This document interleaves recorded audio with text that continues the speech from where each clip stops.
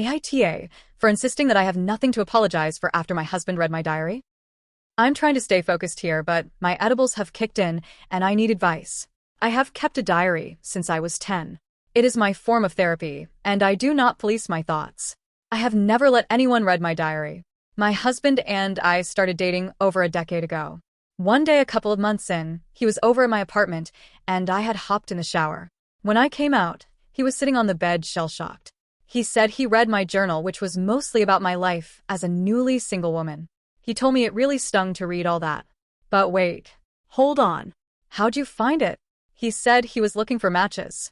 He couldn't tell me why he kept reading even after he knew what it was, but his apology was sincere and I forgave him. Not too long after that, things got messy. He started getting either very sad or very angry while referring to things he read. His feelings were so intense that I started apologizing for my thoughts. Anyway, we got married. A decade later, I was thinking of a divorce and wrote a ton to process my thoughts about some sensitive topics. Again, he stumbled upon my journal and read it all. I was pissed, but he convinced me that he would never do it again. Besides, he was really hurt by the things I wrote and I felt bad. I let it go, but he started getting sad or angry again thinking about what he had read. Once more, the intensity of his feelings led me to apologize for my thoughts. Now here we are, married with kids, setting up Scrabble on a Friday night. He went to find a piece of paper and came back quiet and distracted. I asked if everything was okay. He looked at me sharply and told me that he just read my journal. I tensed, thinking of how I recently tackled some tough feelings related to our different ethnic and religious backgrounds. I wrote things that would have been hurtful to read, and I was mortified knowing that he did read them, but I was also annoyed. Wait. You read my journal again? He blamed me for leaving it out and accused me of being a bad person for what I wrote, but honestly, I wasn't listening to him anymore. I just wanted to know why we were dealing with this again. It's pretty fucking basic knowledge that one shouldn't read other people's diaries, right? But look at him, forcing his way into my brain and shaming me for what he saw. I surprised myself by slamming my hand on the table. A third time? We were both hurt, but he was accusing me of overreacting while minimizing and deflecting from his behavior. He called me overly emotional when I cried over how violated I felt. This feels so wrong, like I committed a thought crime. So, AITA for insisting he's 100% wrong? I'm so mad, but I am doubting whether my reaction was proportional to what he did. On a scale of 1 to 10, 10 being terrible, what would you rate someone reading your journal? And would you apologize for the things you wrote? Edit. Thank you all for your comments. I am overwhelmed. For those suggesting therapy, I have been in it for a long time, and I credit it for listening to the little voice in my head instead of ignoring it. Therapy gave me the insight to see what he was doing in real time. But to those saying YTA and ESH, all I can say is that this type of behavior has been normalized so much for me, and I have been gaslit for so long that I automatically convinced myself it wasn't that bad. I feel like I'm emerging from the upside down, and I have to relearn basic social norms. You have no idea how sad all of this makes me.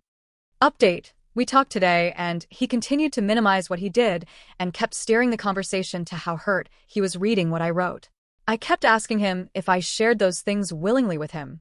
When he said no, I told him that he can then deal with the consequences of his own actions by himself. I kept stressing to him what a big violation it was and that I needed space to think. I guess he's been stewing about it for the last few hours because tonight he started to yell at me in front of our kids and angrily tell them about what I wrote. He literally told them that I don't like that they are from his culture. Fuck man. Why are you hurting them? To hurt me. I was pleading with him to stop and trying to cover his mouth. The kids were shrieking and sobbing, and he was yelling and wild-eyed. The chaos of tonight just broke me. I had flashbacks of my childhood, screaming and crying on a stairwell watching my dad go after my mom.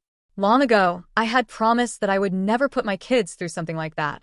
I tried to get them out of the house since he wasn't stopping, but we only got as far as my car where the three of us sat crying while I kept apologizing to them and trying to reassure them. God, how did I get to this point? Update. 2 days later. I will keep the update itself brief. The kids and I are safe, and I am divorcing my husband. The incident that I posted about was so jarring that I could no longer downplay the abuse. I understood then that it would be so much worse for my kids to grow up in a household like that than to grow up with divorced parents. I did want to take this opportunity to talk to the people who seemed flabbergasted that I had not left him earlier. I know Reddit can be cruel sometimes, but to shame someone for staying in an abusive relationship is just so ignorant. A person stays with an abuser for a myriad of reasons: fear, shame, mental health issues, lack of resources, lack of support, lack of money, the partner's coercive control, etc. Please educate yourself on abusive relationships before writing judgmental comments.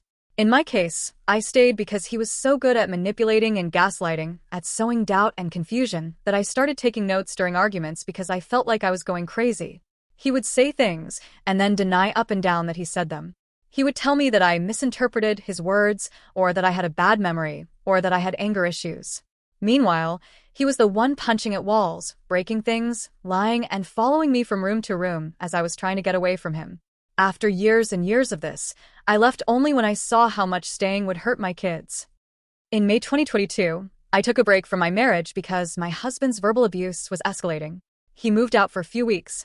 Some of the things that he said during our last fight, but had said many times before, were that I'm a failure, no one likes me, and I'm socially awkward. I have a graduate degree, I make good money, and I have friends, but I still believed him. During our separation, I signed up for a dating site. This was not to date or hook up with anyone, and I did not meet up or talk with anyone. It was only to see if I was really as undesirable as he made me out to be. He was wrong. I felt better about myself, and I deleted my account. Like Ross from Friends, I thought this was okay since we were on a break. I recognized that I should have set ground rules with my husband during the break, and I apologized to him about that. We tried to work on our marriage, but, as those who read my other posts know, I am divorcing him. This time during our separation, we set ground rules. One of them, at his request, was that we refrain from dating sites and dating in general until the divorce is finalized. We both agreed. 2 days ago, I got a bank notification about some weird charges. When I looked into it, I saw that he had joined 2 dating apps and mistakenly charged our joint account. I took a screenshot and sent it to him without comment. He responded that it was okay for him to do that because I did it in the past. When I mentioned that we discussed and agreed to not do that, he said, "I'm just doing what you did." I said he was the one who specifically asked that we not join sites until the divorce was finalized, but again, he said that I did it last time, so it's okay that he did it. He's now acting overly friendly so that I will let this issue go, but I feel deceived and can't go back to trying to be amicable with him. I decided to limit our conversations to our mediation sessions, but he continues to insist he did nothing wrong and is accusing me of withdrawing like I always do, and of making the divorce contentious. AITA for being bothered by what he did? I don't trust him, which makes me want to pull away, but maybe he's right that I don't know how to respond in a healthy way. He always accuses me of overreacting to things or of having unhealthy emotional responses, so if someone could please tell me what the healthy way to respond to this would be, I'm all ears. The other side. Several months ago, I turned to Reddit because I knew something was wrong in my marriage, but I needed an outside perspective to tell me how wrong. I was the proverbial frog in boiling water. Since then, I've asked myself repeatedly why I didn't leave earlier. Then I remembered that I did try to end things a couple of months after we started dating. He was love-bombing me, and I felt smothered. When I told him that I wanted space, he was devastated. I see now that that was the turning point. I prioritized his feelings over mine. I gave him the benefit of every doubt. I convinced myself that the red flags I was seeing were aberrations. It hurts thinking about how much precious time I wasted on him. Here's my update, then. I moved into my new place 2 days ago, our home closed escrow, and the details of our divorce are finalized. These past few months were a unique kind of hell, but I am now bursting with hope and happiness. I am finally free of him.